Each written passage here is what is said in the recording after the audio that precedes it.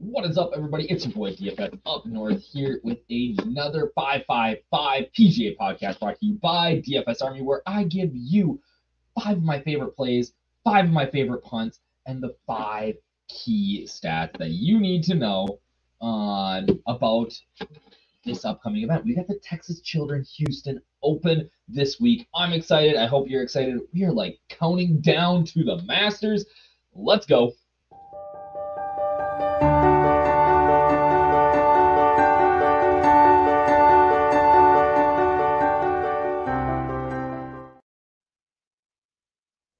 What up, everybody? Again, it's your boy DFS Up North, aka Josh Thomas, here with another DFS Army 555 PGA podcast. This week, we're talking about the Texas Children's Houston Open. We've got 5 key stats, 5 favorite plays, and 5 punts to help you take down a GPP. I'm going to give you a little bit of a sneak peek into some of our tools here at DFS Army, but if you want to become a DFS Army VIP and get full access, you can use that code UPNORTH, 10% off.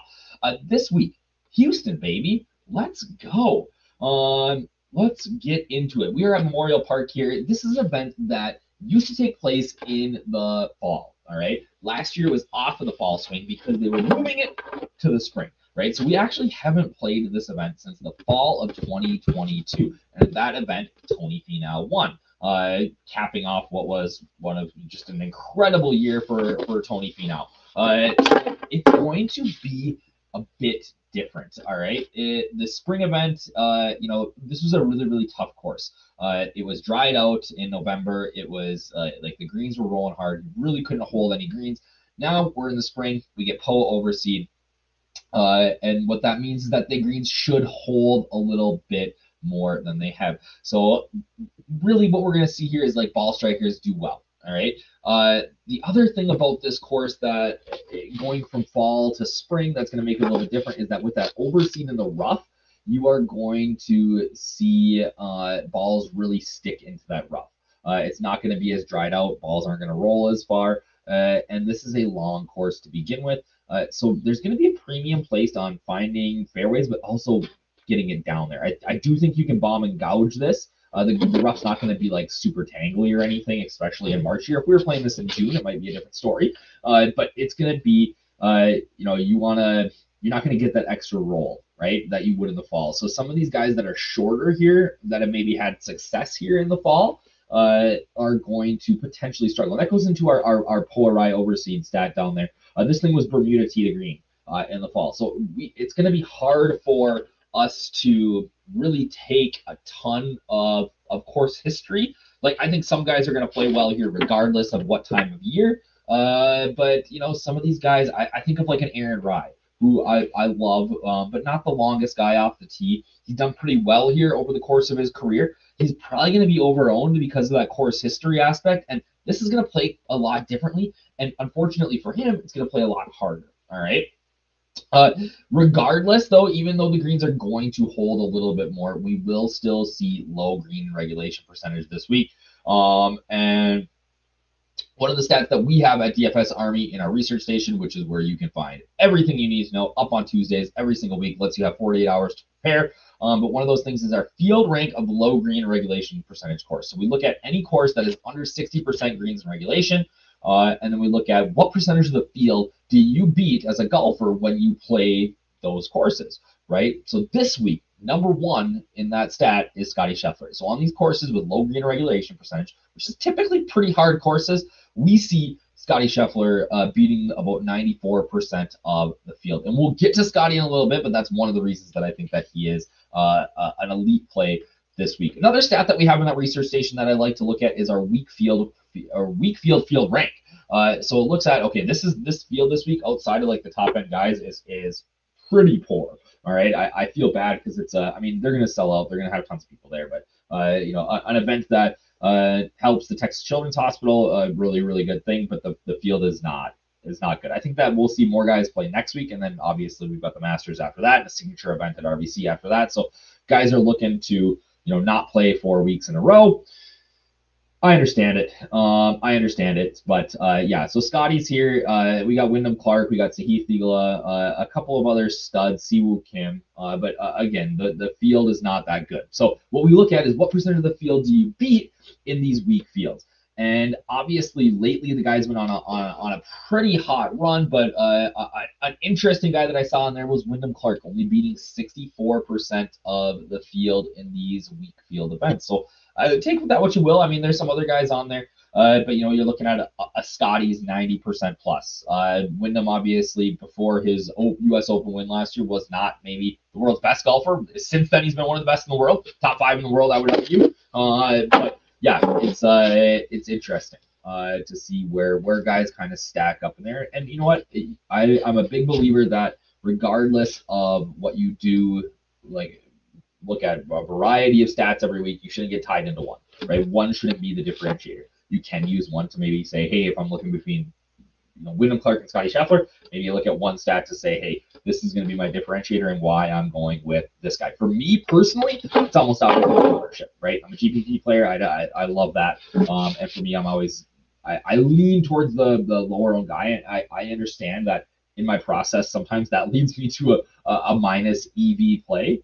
But everybody has to play the way that they think that they're going to be most successful. And for me, that's what's worked over the years. That I will typically always go to the lower on play. But you get a week like this with Scotty at only $13,000 in a weak field. I'm gonna need the chalk there too. So the final key stat that we need to talk about here is strokes gained tee to green. Last week we saw it turn into a putting contest. This event now in the spring with the POA and Rye overseed, I think we are not going to see this be a putting contest. My guess for a winning score is going to be, traditionally we're looking at single digits here. I think we get to like 12, 13, 14, maybe even 15. But it's not going to be a 25, 30. I mean, freezing cold takes this thing if it does, but I just don't foresee it playing like that this week. All right, let's look at my 5 favorite plays. So right off the bat, right, we've been talking about him, but Scotty Scheffler. For him to not be 40 to 50% owned by me this week, you'd have had to been about 15,000. Or I think potentially 13,000 with the old pricing. But with the 5K pricing this week and the legitimate players in the 7K range, like, it's just, I don't know how you avoid him. He has the rare higher priced on DK than Fanduel this week, which is kind of crazy.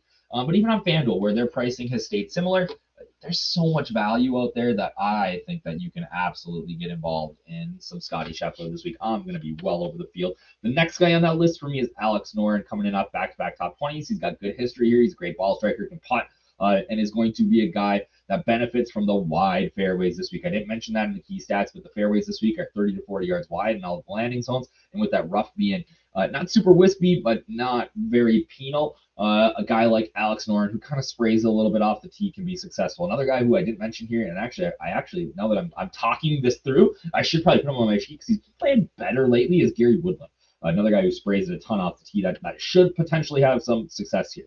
The third guy is a young stud who I think we're going to hear from for a while. One of the few Europeans that's come over and really had some success. There's actually 2 Europeans on the list this week for me, but that's Matty Schmid. 6,300 is just ridiculously cheap. Fanduel 7,600. The guy's just been playing some good golf. He pounds at 310 off the tee. I think that you can bomb and gouge here. Not the world's best iron player. I get that, but you're gonna have to give up something at that price. I'm gonna give up a little bit of ball striking because of how elite his short game is. The guy's just been playing some great golf. I'm super high on him. And then top 10 machine, Andrew Novak, 6,900. Super nice run of golf lately.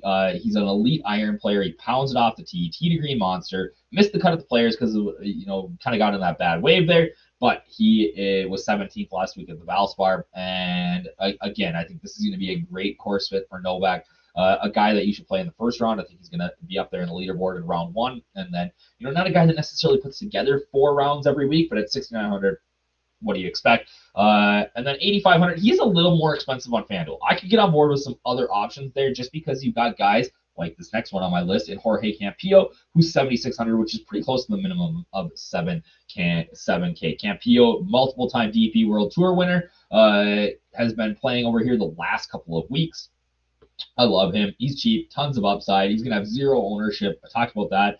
Rates out very similar to like a Matty Schmid. Talk about a guy who rates out really well for us over at DFS Army. One thing that we do have is our projected points, right? That helps us use the domination station. And Andrew Novak is a really good value this week for us. Oh, my screen just popped off there. All right. Now, if you're going to play Scotty this week, right, you got to have some punts. And I listed a couple here, but these are guys that I feel like pretty good about, all right? These next 5 punts are guys that, like, you are just, like, again, DFS is a lottery. Like, it is what it is. Like, so take some chances on some guys, all right? So let's go to, oh, my goodness, I just had this thing up, and it was working for me. Let's get that up again. It does this to me every single time. I don't understand why. Unless I open it up like this, it doesn't give me my last slide. It's something in the water here. I don't know, but we'll get to it here because you guys, like, I got some doozies this weekend here. All right, let's see. Share my screen.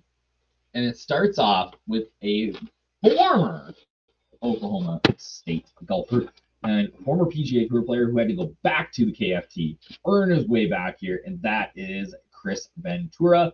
Love Chris Ventura, 5,600. Deadman on Fanduel. The guy has been playing really well on the KFT. Let me put this up here. Ventura, he has done, I have to, like, it's crazy. I have to scroll so hard. 5,000. Sorry, he's Deadman on both sites. All right, I got an error here. I think he's about 500 too cheap on each site. Yeah, he's been playing super good on the KFT, making cuts, hits it a long ways. Love the guy. Max Greiserman, another guy who's a KFT grad that is now here and playing some decent golf. A guy that when I'm dialing through, like, he's got a decent little run of golf. He hits it long enough, great irons, the putter's been good. And you look at this, like, range at the bottom here. Yeah, you get like a stud like Campillo who's been playing a long time. But a guy like Max Greiserman is even going to be less owned than that and has some real top 10, top 15 upside. Bud Cauley back in action. Love to see it. 6,200, 8,300. He has good history here from back when he was healthy. Is getting healthy again. His game is in, like, decent enough shape and a pretty low price. Dylan Woo. Love me some Dylan Woo. He's better than Brandon. Dylan Woo, another guy who's been really solid the last couple of weeks after maybe a little bit of a tough stretch, but everything's clicking for him right now. Gaining strokes everywhere. Like, I think he makes the cut, finishes top 20, and is pretty low owned. And then we're getting to Masters time, so might as well get the best punt at the Masters last year, Sam Bennett. He, after the Masters, struggled. Couldn't quite hit that sort of form again. But he's been back on the Korn Ferry Tour this spring, playing some decent golf. I think he's only got one missed cut over there. Hey, it's getting to be April. Might as well take a chance on a guy that, again, we get the wide fairways here. He can get a little bit iffy hitting fairways at times. There is some weirdly, like, not great comps to Augusta here, but the wide fairways and kind of the undulations on this course makes some sense, I guess, and if you want to go there. But again, these guys are all guys that I am, besides maybe Greiserman, I'm going to have, and I'll have maybe 5% Bud Cauley, but guys in my MME that I'm looking to get, I don't know, 1 out of 150, 2 out of 150, just guys that I'm throwing in to get different, which is, it takes like you saw at the Masters last year, it takes playing a Sam Bennett amateur to win the Millie, right? I don't even think that somebody needed that last year, but that's the sort of thing that takes down these big GPP contests. Now, when I say that, I think it's important to note that we're not talking about, a 3,000 person contest, right? We're talking about 150,000 entries, right? If you're playing 150,000 entries, like, not me personally, but like there's 150,000 lineups that you're trying to feed, or 100,000 or 50,000, even 20,000, right? And like the 20 max, right? Like, you gotta get a little bit funky if you are trying to reach the top. All right, because golf is super high variance, and we know that. So, again, don't be afraid, especially in a field like this. This isn't like Augusta. This isn't a track that they can't get. To be at this level, you have to be really, really good. So these guys that are, 5K on DraftKings, 7K on Fanduel, are absolutely viable punts in a weak field, because at that price, if they make the cut, your money, man, you're golden, right? And I think we get a really low 6% this week too. So those are my thoughts. This has been the 555 PGA podcast, brought to you by our boys at DFS Army. If you're not a DFS Army subscriber, you can use that code up north. I appreciate it. All love. You can comment, like, subscribe, get access to all of this and more. Peace out. Have a great week. We'll see you back here next week, same time, same place.